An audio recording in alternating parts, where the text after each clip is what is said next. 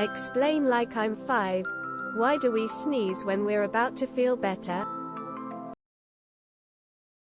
Sneezing is one of the ways your body gets rid of contaminants.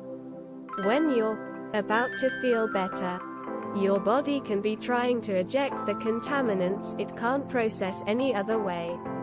If those contaminants exist in your nasal passages, the reason snot and mucus build up there, then sneezing is a way to get them gone.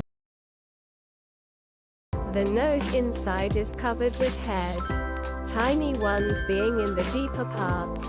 When those sensory hairs detect a foreign object, they send the signal to eject it.